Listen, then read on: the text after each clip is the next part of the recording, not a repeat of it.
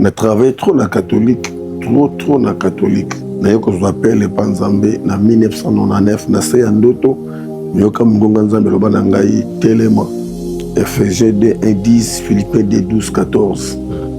C'est la Bible était na sutuki mais anini ora na lobeli ngai selingo ko prier na lali prière na yoko lota ndoto e bale munene do fleuve nyama ya mukie abimi na kati e bale abandi kotambola na mokili akute na banyama misato ya minene balandi nyama wana vitesse azongi na mai misato basuki na nzela la même voix eyebisi ngai omoni nyama mukie akobima pe kokota me misato wana bakokota jamais na kati na ndoto na sota mona nzela maki mitano mibale kwei bayebisi ngai misato etikali batele yango malamu na sutuki na babengi yo na baniko après na komona zèle moko ya prière et mateka nanga soit la question ba genou nanga omona etikala na ba temple ko la infirme ekisa ko fukama na kene université na la médecine la même voix ebisi ngai classe za pona vie mais yo vie na yo na bongisa ko pona liloba na Nzambe c'est par là que la mise et résultat kinga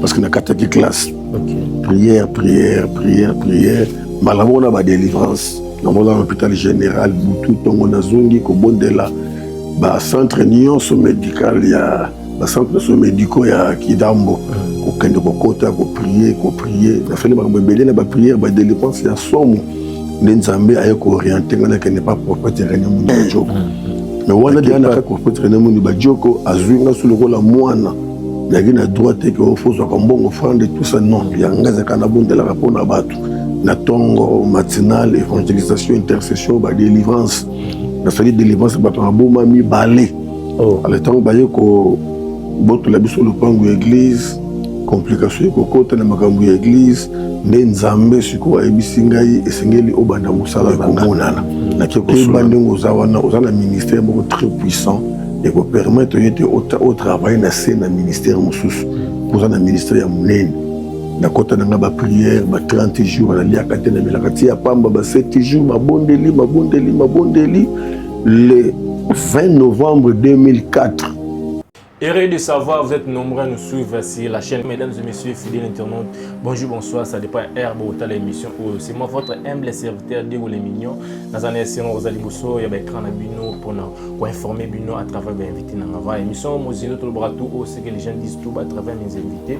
Merci à Olivier Longa derrière la caméra, pourquoi pas Jérémy Nemo, Bassimi, vraiment réalisation. Merci à l'équipe Panda, Babote Bélis, pourquoi pas un grand merci à Bato, soutenir vraiment l'émission au Mosino, dans mon maman Jackie des colonnes, grand point de mer depuis Allemagne, dans l'émission TV Mogo, Batebele, pourquoi pas mon vieux Coca fils depuis Cologne, Mambo Tebele Sikoza. Merci aussi à Médé Massoudi Rams, la force tranquille, Médé Massoudi depuis États-Unis, dans l'émission TV Mogo, pourquoi pas Merveille Capulou depuis Kassavou, vraiment dans l'émission.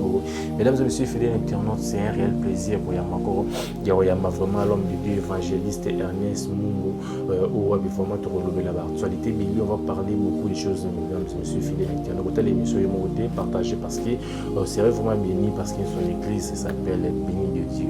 Voilà, ceux qui, Olivier Longa, la côte vraiment évangéliste Ernest, avec un réel plaisir.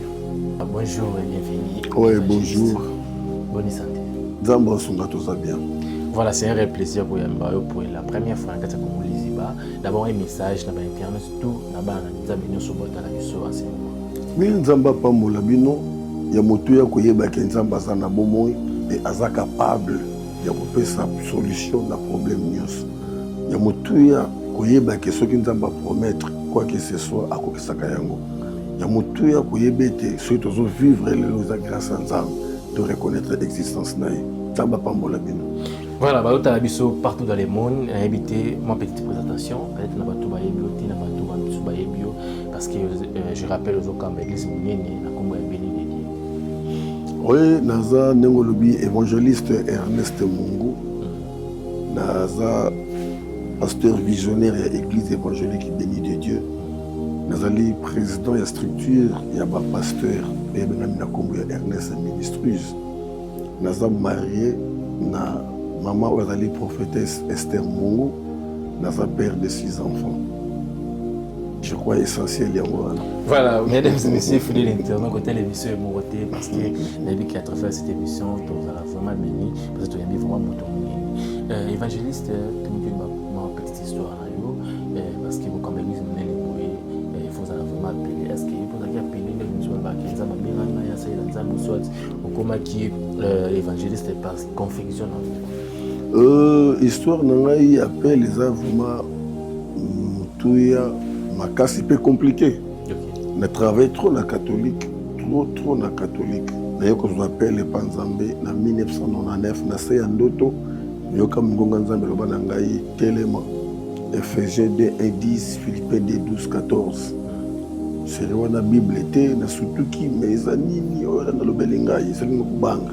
Bon, ko prier nengo na ko prier na lali na ko lota ndoto e bale munene do fleuve nyama ya mukie abimi na kati bale bani ko tambo na mukili akute na banyama misato ya minene balandi nyama na vitesse azongi na mai misato basuki na nzela la même voix eyebisi ngai omoni nyama mukie akubima pe kokota me misato wana bakota jamais na kati na mai na surtout ki seigneur nini bondoto boye komi kubanga na lala susu boye ndoto na otambo na nzela maki mitano mibale kwei bayebisi ngai misato etikali batele yango malamu na surtout ki lisusu na bandi kotuna mwa explication oza mosala nzambe ekeba nzambe abengi yo nzambe abengi yo nzambe abengi yo après naye komona zele moko ya priere emate kati na nga so la question ba genou na ngai okomona etikala na batempo lokola infirme ekisa kofukama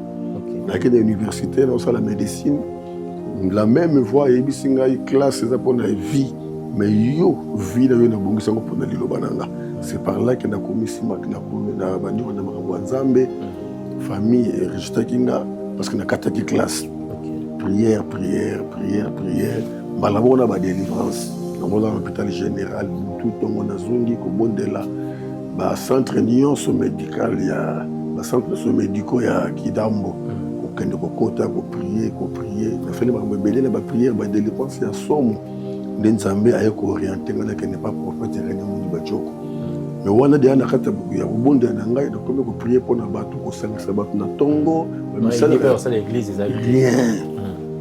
nake pa prophète René Mundi Badioko azwi nga so lokola mwana naki na droite eke ofozwaka mbongo fande tout ça non yanga ezaka nabondelaka mpona bato na ntongo matinal évangélisation intercession badélivrance nasali délivrance bato maboma mibale ala ntango baye kobotola biso lopango ya église complication ekokota na makambo ya église nde nzambe sikoyo ayebisi ngai esengeli obanda mosala na nga nake kosolola na prophète René Mundi Badioko ta makambo na loti nde bayebisi ngai boyeboyeboye ayebisika kende kosolola na paster moko seri wana Etienne paster Etienne ayebisi ngai soki mwasi aza na zemi ata alobi te kolala kolamuka zemi kobima ekomonana keba ndenge oza wana oza na ministère moko très puissant ekopermettre yo ete otravaille na se na ministère mosusu oza na ministère ya monene nakota nanga baprière 30 jours naliaka te namelaka ti ya pamba 7 jours mabondeli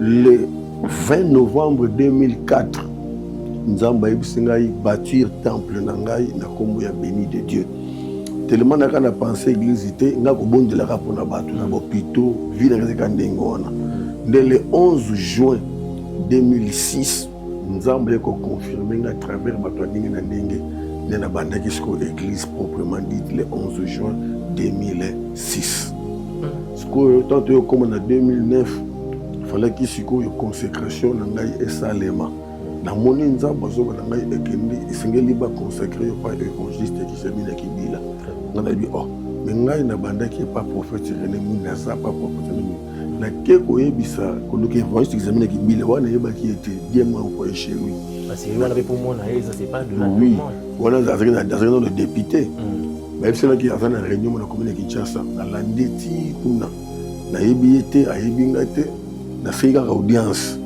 bolokwa bazaka nde na simplicité makasi ayambi nga nalobi ke non nzambe atindi nga mpa na yo alobi na ngai esengeli obondela mpo na ngai na ministère na ngai yo nde papa nzambe apesi ngai abi me yo wuti wapi to napesi ye parcours abi te kende okebisa prophète René Mundi abenganga to solola nazongi pe pa prophète René Mwini Badioko na expliquer makambo nyonso habité yebisa Kizamina anda benganga oui bon Kizamina pe na komikitisa na ye abengi prophète René Mwini Badioko parce que na yoki ndenge René Mwini azo répondre Kizamina abi nazo reconnaître Ernest Mungu azana ministère moko très puissant Nzambe a orienté na sena makolo na yo. Et c'est comme ça que Kizamina Zwakinga a benga na ndako na ye atuninga ba question abandi ko landelanga mike aye ko consacrer ngai le 14 juin 2009. OK. Ti lelo oyo na musala ona ali ko sala. Et on des parcours na ngai. Vraiment la vie que parcours ça vraiment. Mais na cadre de parcours makambo belé salemi. Naza siko na ba livre on a commis. D'ailleurs nazo préparer nzamba sala na faveur. On sait que vraiment pour nous présenter des livres où nous avons Pessinga. On a commis premier livre comment prier de façon biblique pour obtenir des résultats. Et deuxième livre les phénomènes sur mari et femme de nuit. Le livre la croissance chrétienne est allé, le livre la vraie délivrance est allé, mais deux livres on a mis ici pour une façon professionnelle. Et on a préparé la salle de vernissage pour étendre la paix Mokili Mobimba. Au fond, on a pu brancher des par rapport à des titres et des livres parce que c'est l'OP parmi la bonne la question dans le camp femme de nuit, dans mari de nuit, tout ça de l'eau, il fait des jeunes belé, il fait des la Katia, surtout dans le Congo, surtout dans le monde entier. Et arrivera comment l'espoir est écouter la vie, tout les jeunes, il y a moi si ils arrivent, ou dans la famille, tous ils arrivent autant de gens au Liban. Voilà, on parler directement sur les portes d'entrée. Ma porte d'entrée, ils ont ébélé. Ils ont un mari donné femme de nuit, ils sont héréditaires. Donc, ils ont un malamoko na makila. Donc, koko moko ya sorcier likolo, ils sont capables de lier bana na yenyos, to bandeko na yenyos, kokomisa bango basine ya mutu. On a déjà partir ya makila. Vous comprenez? Déjà partir ya makila. Bon, tout ça, la porte mususu, ils ont par rapport à l'habillement. Habillement. Mobali mususu akoka la sorcier. Atali moi sazo le kamoni libumu na ye pembe. Alulie. Ayebiki na bumutu boye ekokokate alandi na ndenge ya molili. Ba miniship nzoto libanda. Oh nyusu liko attirer attention ya bato. Ce que mutu za sorcier akolanda yo pe na nzela wana. Ezapena ba mama mususu mwana sakuli ya pusani mwana age mwana nzoto moko mwana kitoko ozo sokola libanda. C'est la porte d'entrée. Et la porte d'entrée, il y a une autre masturbation. Commis c'est Pélissa. Parce que mari de nuit, il y a un autre mari de nuit vagabondage, c'est-à-dire esprit. Alors, esprit, avant de poser, il y a comme un mérité. Même mire, il y a esprit, comme on a quatre na mire. Le temps où on se voit dans la douche, esprit, on les cas, à mon niveau, commis c'est Pélissa. En tant qu'esprit, à s'engager na yo. Yo quand tu as un désir, yo moko or esprit à s'attacher déjà na yo. Beaucoup peut bima na ye. Donc la porte d'entrée est vraiment ébélée. Ils appellent na oyo batala ba film pornographique. Et ben d'arrêter ba symptômes, ba phénomène on a mari femme de nuit. Donc il y a plusieurs portes où vraiment est coquille ko ben na ba mari de nuit, ba femme de nuit na bo moyen na bato. Petit cas qu'on a ba conséquences. Ce qui nous tout azana ba femme de nuit, mari de nuit. Vous savez, mari de nuit, dans la tête, il un kibis. Femme de nuit, il y a un kibis. Il va coucher sur. Donc, pour dire que ceux qui déjà ont le mari de nuit, tous ont la femme de nuit, esprit est déjà supérieur dans l'esprit. Or, la Bible déclare en réalité dans l'homme, c'est l'esprit. Parce que mari de nuit, femme de nuit, ils ont la physique, ils ont la molimo. Donc, molimo a dominé na molimo ya butu. Vous comprenez? Autant que tu as dominé na molimo ya butu, c'est qu'on vit les conséquences, il y a misala ya molimo wana. Alors, acte vous remarquez. Mari de nuit, femme de nuit, les lois sont la terre en ça leur a pas c'est mis na motema parce que conséquences ils ont frappé mais bato y batté. Koku fait la banne. Ça leur répète cause il y a phénomène mari femme de nuit. Koku fait la basi, tout koku fait la mibali. Moi ça le bosso koufi. Accident ndenge tangama, il y a mibala koufi. Et comme il y a sérieux, faut qu'on ait une révélation. Il peut y avoir un phénomène. Parce que ce que ça a moi si à moutou et kazakanda, on a boumamba si à moi. Vous comprenez? kobebisa po ya nzoto ya moto ezalaka mpe phénomène mari femme de nuit ozotia mafuta lokolo ta mafuta te nzoto kubuki lokola poso ya ngando bapanda bapota ezalaka phénomène ya mari femme de nuit et puis mauvais sort ya mabe ezalaka mauvais sort eza ndenge nini yo kozala mwasi osukoli olati otie parfum ozoyoka solo ya parfum mais mobali akoyoka solo mabe oyo yo moko koyoka te akoasproche yo bosololi mpona bie rendez-vous lobi kuna bokomona ete obenge boye abloke yo oyebi te pourquoi parce que oza na mauvais sort moko bakoti yo solo mabe vous comprenez mibali bakimaka yo mais bakoyebi biso te parce que bakoavoute bango bayoka solo wana mais bayebi biso te parce que bayebi biso yo okoluka délivrance alors obotikelaka ndenge wana yango ozomona fiancé ya liboso ekatani sans motif peut-être caractère ya moninga mais deuxième fiançailles ekatani sans motif ça signale qu'il y a un danger faut qu'on ait la révélation ba incompréhension na kati na ba couple bolali pendant bien na tongo boye incompréhension ko soit ne bandi mari de une femme de nuit bazo jouer ba rôle et belé kuumi na mobalité moi si moka zo botene bali 3 4 5 moi c'est kitoko mais bazo ay pas oui ce que mari de nuit ba pesa ka pe o tubera masque de vieillesse oza mona mukie mais mibali baza ko bordo ka papa mikolo papa mikolo eza phénomène wana et misusu pe ba mona côté dozo mitala bien ah na pa na nzela ata sui ezalaka te ata na sali ndenge na lati ndenge na mona ata mutu moko bengi ngate a s'intéresser na ngate eza ba phénomène wana ona mama mukolo mozo comprendre te bana mikende bazo linga yo bezali manifestation au esprit a osala katikati na yo donc phénomène en mari d'une femme de nuit et bomaka même musala et bomaka même entreprise ça a des conséquences et belé il y a comme on dit dans Proverbe 29 18 quand il n'y a pas de révélation les peuples est sans frein bah te belé va se souffrir d'un phénomène de mari femme de nuit. Vous savez, il y a aussi des maris de nuit, femmes de nuit qui ne sont pas des personnes vivantes, mais qui sont des esprits qui sont venus pour une mission quelconque. Donc tu vas dans la famille, famille héréditaire, il y a rappel dans Makila. Et bah monsieur ba autre rappel dans Mokili Boité, dans Mokili Molili, ba délégué ou délégué. Vous comprenez? Bah suis esprit ko ba délégué côté dans notre ya mutuana surveillé pendant 5 ans. Kangaye musala boy. Nous prenons exemple moko.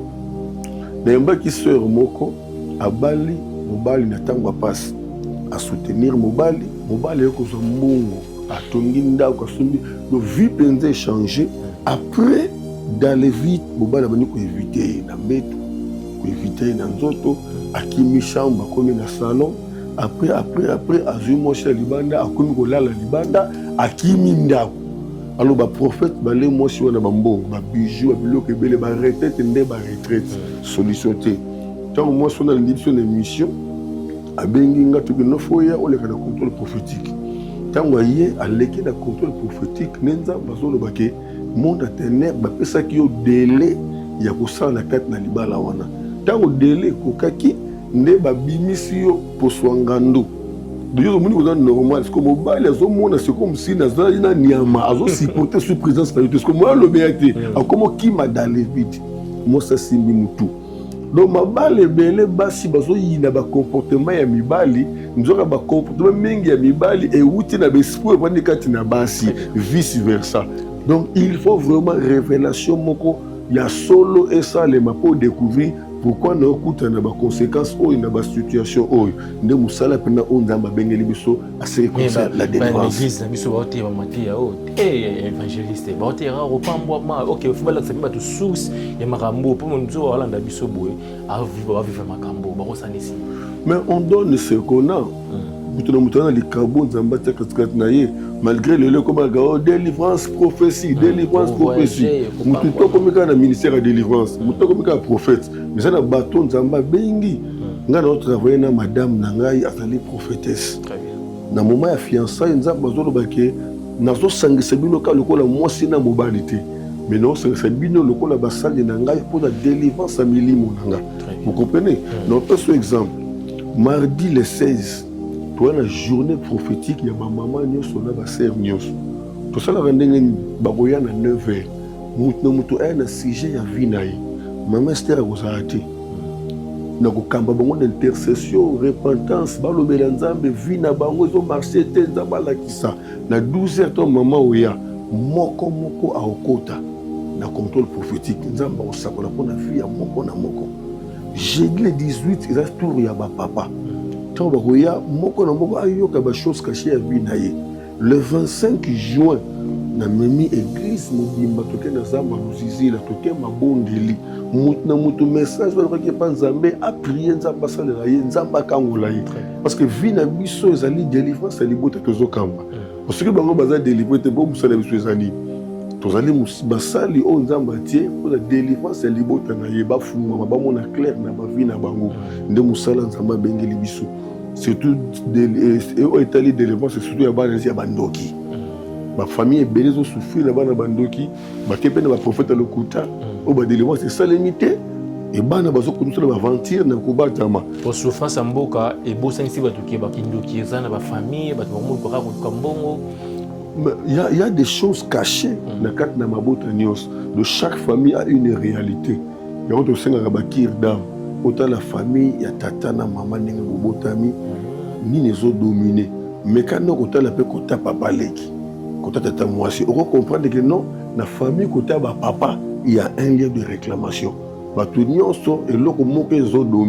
c'est comme ça qu'on peut réfléchir sur sa vie pour sortir dans le lien où ils ont réclamé famille. Très bien. C'est comme ça que nous enseignons sur la délivrance. Voilà, mesdames et messieurs, fidèles internautes, je vous avais promis qu'il y aura à boire et à manger cette émission parce que nous avons vraiment un évangéliste. Il y a des gens pour faire tout évangéliste. Contactez les numéros affichés à l'écran pour la délivrance. Si vous souhaitez l'émission concernée, vous venez pour l'occasion d'été, pour l'élaté, évangéliser, ça a mon plaisir. Au lieu de mon gros comme un livre, comment prier dans ma verset pour avoir un résultat. Est-ce que mon peut avoir prié à un verset prier avoir un résultat? Ça se passe comment? Le problème c'est quoi? 1 Jean chapitre 5 verset 14 à 15. Bible dit, nous avons auprès de lui cette assurance. Si nous lui demandons quelque chose selon sa volonté, il nous écoute. Donc il faut demander selon la volonté de Dieu. Or, la volonté de Dieu se trouve dans la parole. Il y a moi Jésus-Christ a zoté en Jean 15 et 7. Alors, si vous demeurez en moi et que mes paroles demeurent en vous, demandez tout ce que vous voudrez et cela sera accordé. Donc, on ne peut pas faire la prière là où il n'y a pas la parole. Si j'ai na yo ezani, il faut yebana si j'ai na ngai nzambe aloba ni. Pour yemo zo bana Isaïe 41 21, plaidez votre cause. Par toi-même pour te justifier. Donc il faut Moutou à se justifier. Isaïe 41, 26. Il faut aussi se justifier. Alors la justification viendra de la parole. La prière ne peut pas marcher sans la foi. Hébreux 11, 6. Sans la foi, c'est difficile de lui être agréable. Or, Romains 10, 17, la foi vient de ce qu'on attend. Et ce qu'on attend vient de la parole de Dieu. Donc c'est la foi qui fait marcher la prière. C'est la foi qui fait vivre la prière. Donc dans la prière, il faut qu'il y ait la parole pour que la parole donne la foi. Vous comprenez? Si on a un bon là, on a 3 personnages qui sont nagé. Ngai, Nzambe, na Satan. Alors pour un bon de la Nzambe, il faut d'abord sujet nangezani. Ce que nayebi sujet nanga, il faut ce qu'on a le yeba na sujet nanga nzamba lobanini lilobanini oyo lobeli sujet nanga so na zuli lobawana na tiango na prière lilobawana ko pesa nga foi tant na silisi fona kanga nzela po diable akotati parce que diable zawana kolandela nga na réussir te ko empêcher nga na vivre contre promesse nzamba. So na yebi ba 3 personnages wana te na souci na domaine ya prière parce que bato bele bazo sambela ba oloba kaka bazo loba. Mais prière n'a pas besoin de combattre. L'enseignement à prière, il y a beaucoup de Jésus-Christ dans Matthieu 6 et 7. En priant, ne multipliez pas de vaines paroles comme les païens qui croient qu'à force de beaucoup crier, ils seront exaucés. Il y a de vaines paroles dans la prière. Ce sont des paroles qui n'existent même pas, mais nous les utilisons. Ça ne donne pas la foi, parce que c'est la foi qui fait marcher la prière. Dans mon livre, on a commis comment prier de façon biblique pour obtenir les résultats. Donc, nous avons présenter le livre officiellement. Pour essayer de faire une salle de fête, il y a propre et puis pour inviter les journalistes pour te livre de partout. parce que nzamba la kakingai et ça livre et autant na mokili mobimba pe ko sunga milimo na bato ebele. Amen. Donc c'est ça. Voilà, mesdames et messieurs, fidèles internautes, vraiment, vous avez toujours pensé scotcher dans la chaîne de Miss pour le livre, ils ont bientôt là, ils ont publié et pas évangéliste, ils ont un plaisir à trop. Évangéliste, c'est un problème. Au sein de l'Église, ils ont un pamboli. Nous avons un pamboli, mais tout le monde est sous. Comment on doit garder, tant qu'on n'a pas pamboli, à garder standing, parce que les photos de la famille, la famille, et les façons sur les multiplier les sources. Ouais, Bitumba, vous savez, vie à Moutoueli étape par étape. Et chaque étape, il y a un combat. Chaque étape, il y a un combat. Vie à Moutoueli, il y a Botami. Ce que moi, je Botami, Abotamaka infirme, Abotamaka sourd, Abotamaka aveugle. Alors, au fur et à mesure, moi, je dis que Botama, il faut que fungama. Mais au fungama, après, il y a un obstacle. Diarrhée. Et là, qui c'est que mon alinganguluma. Diarrhée, et là, qui c'est que donc, étape par étape, il y a un bitumba moko. Nous sommes en classe, après, on les étapes, il faut des examens. Ce que je suis au Tikali. La vie a chaque étape est sur les pamboli moko songolo. Et les pamboli on est clôturé aussi lié alors que négatif. Il y a que les pamboli on est comme les bitumba musus. Chaque bénédiction est dans bitumba nango. Bato belé bazala comme na côté retraite gêné pour bala bondeli ya bundi nzamba sali grâce à bali à l'embisi prière. Or après avoir ko bala bitumba ya zeme koya. Po zeme ya problème zeme tango zeme koya bitumba ya kobote koya. Attends bitumba ya kobote koya bitumba ko kola bonne koya. Donc vie ya mutu eza de gloire en gloire mais chaque gloire est suivie d'un combat quelconque. Bamisé na biso lelo bo nzamba limbisanga et puis bandeko bo limbisanga. Il y a des musiciens où ils ont remarqué pour sa premier album ba sacrifice ya grave alala na bazamba azwa ba temps ya ba prière tant album ko bima succès na ngo pe salemi mais tant déjà ko yeba na ko molika na be mission ba ko bengisa ye prière ekiti oh kobima ya album wana ezapena bitumba oyo mati donc critique ka prière et bloqué par la moko nzela moi deuxième mise la succès ezate il y a aussi des musiciens au premier album ganga deuxième album nia pas limwe mingi za la kandengo wana moni ko zui aller au bosani essentiel l'essentiel pour être robuste na raté c'est la prière mais la prière marche avec la sanctification la prière marche avec la parole. Regarder le corona, il y a un monde qui tomate de gloire en gloire. Voilà, l'évangéliste, il peut critiquer trop. Bato, Bosokamba, Bampate, Baïmini, nous avons mais au moins, on peut l'église, nous 5 ans, 10 ans, on a la dignité. Les évangélistes, parce que nous, maintenant, lui, parce que nous fort, il est en mais disait pas mon bino, pas mon oiseau, pas mon maté, ton dernier évangéliste. Bon, tout ça n'a pas facette mibali. Il y a des hommes de Dieu peut-être qui sont venus dans l'évangile pour que Azwa, Salaboué, comme ça, business, mon songolo. Mais il y a de ceux-là qui sont venus pour chercher que les bottes ne soient pas en Kangolama. Mais sur le plan, il y a Kozwa, ils ont la raté sur l'opacité. Kobuka, ils ont la raté sur l'unité. Mais comme on a passé dans la bandi église, il y a un moto liboso abanda ko depuis église banda ti église comme ndengwana.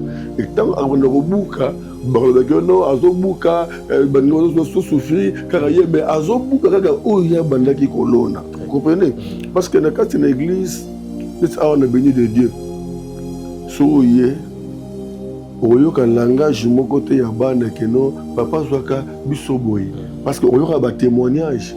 Frère Motozana et Awa, abandonné dans carton, mais fidèle à la prière. Alors prière, mon quoi de là nanda kunaye, na bondeli, na sakoli po naye, na binda kwa ba carton ou ibatu bazo sekayo, kaka Awa otonganda kwa l'étage, lelo atonganda kwa l'étage. Zana batu mususu wakine koteka kaba na mboka ko soba biloko nzamba bisela non musalo zo koteka biloko na mboka te musalo za li connaissance ya métier moko za nango fungola télé banda métier wana lelo comment mbwama il y a plusieurs personnes où va se positionner na balisi ba mécanicien na balisi ba gestionnaire na balisi ba chauffeur na balisi ba to ndenge na ndenge oh nzamba osala grâce que ndenge bayaki bafungwami lelo oyo bakoki baresponsable babali baboti, vous comprenez? Donc nous ne sommes pas là pour faire souffrir les autres et biso toyeba s'épanouir. Non, ça dépend de la mission que chacun a selon de la part de l'Éternel. Donc c'est ça. Voilà, trop qui lance mes sirman souka, tu parlais de l'actualité. Les lots, tu moni permettre tout notamment parce que question il y a actualité, il y a ça polémique, mais tu montres ma connaissance mon coana. Le gars biso, papa na biso, Freddy Mbayo Sombo, attends on perdre mère nae. Oyo wapi le bama kimingi parce que tout le monde est na day, ba betaki ba kiti parce que ba voice moi mi mic ya ba maman bonza luki. Après tout moni hier a fini mwana. Est-ce que lié spirituellement peut cause à la paix, cause paix à ça peut être spirituel ou ça ne peut pas être spirituel. Le jugement c'est Dieu. Là vraiment le jugement c'est Dieu. Le plus grand problème, tout ça n'a pas erreur grave. Baki makandoki nanzoto boyete. Parce que ndoki nanzoto azali esprit. Gole ndoki azali esprit mais nzoto c'est normal. Papa nous a ndoki, ou même miso boitou pour te rappeler qu'on peut se battre dans leçon. Ce que papa nous a ndoki, maman nous a ndoki au combattre en esprit. Mais nous autres respecter parce que papa n'a eu na maman na yo. Pour mutu moko ta ko changer makila na ye. Papa langa za ndoki na boyi na ngoni makila papa langa parce que makilo za nango ya papa na yo. Makilo za ya maman na yo. Vous comprenez? Mais ya za ndoki yo za ndoki. La force c'est makila. Force c'est makila. Parce que mutu to bota ba makila. Pour ba yeba kaza mwana yo faut sala ade. Vous comprenez? Si ko yo kindo kaza makila te kindo kaza esprit. Alors yo combattre esprit ya tata na yo na kindo kina yango. Mais au combat que nous autres on a été parce que nous autres on a eu yango ne botaki yo nous autres on a eu il faut respecter yango vous comprenez oko yambaye oko lesaye mais na molimo zo telemela ye vous comprenez l'ignorance au tout ça nango et baki makape ndoki na musunité baki mena nzoto okimena nzoto mais okimena nzoto et siko keboke na yesa ki yo yeba vous comprenez parce que nous avons ce qu'on appelle le dédoublement d'esprit. Parce que le monde de ténèbres est capable de se dédoubler à tiki esprit mais il y a qui mais esprit n'est pas et ils ont contrôle là. Et la deuxième chose c'est quoi? Il y a même des parents des gens qui nous disent que les sorciers à Koufa à Koufi Penanzoto mais esprit n'est ont continué au Salamoussala. Nous avons ce qu'on appelle le retour de mari de une femme de nous. Au bas de nous la mort il bako Koufa mais na butu azo continuer au Tambourana yo. Vous comprenez? Au Congo, il y a beaucoup de gens mais on a nzoto. Mais dans mon livre, on continue à vivre na yo. Nous avons ignorance et belé. Parce que est-ce que Mbali au sombo, Zambalim Sangai, tant que yebi que maman na ya zandoki. Est-ce que maman na ye avant na ba na été, aswa na ba na été, ami ba na été. Alors à qui ne peut contrôle na ba na ye ba ça la contrôle prophétique bébé ta dame na bango. Bon ce que ça c'est la dernière semence moye bandengeni. Vous comprenez? Bon ce que maman na ya zandoki. C'est que Azaki peut n'avoir adepte naïti. Alors tant qu'on combattre maman à niveau on adepte de bon robasani. Bon ça le retour et retour on retomber dans la plus bonne. Bah pareil mais les basos sacrifier bande bon bah acte basos poser sans le savoir. Le lieu que kufa bande no batikali ba malheureux. Pourquoi? Parce que ça le kama beaucoup songolo beaucoup me frapper bande na yo. Ça existe déjà des histoires. Mais pour porter le jugement précis, là, c'est la part de l'Éternel. Très bien. Merci beaucoup, mesdames et messieurs. Fidèles internautes, nous arrivons à la fin de cette émission. Évangéliste, qui est la première fois, la dernière fois. Je suis béni, qui veut dégager vraiment ma matière est bien, mais qui a TV Zamgunga, qui prochainement vraiment, routine sous ma question, autour vraiment pour béni à travers l'enseignement. On a habité ni la tournée au la caméra parce que là, on a plus de 100 000 abonnés, on peut sa message clé. Bon, na oyo tuninga te na oyeba ngote po yom toyeki na mituna na yo. Yom toyeba osilisi to osilicité. Message clé par rapport au tolobi le mieux balé. Tolobi sur la prière. La prière est importante pour le monde dans Nzambe nyos. Chaque jour il y a vie à moto sengeli à prier.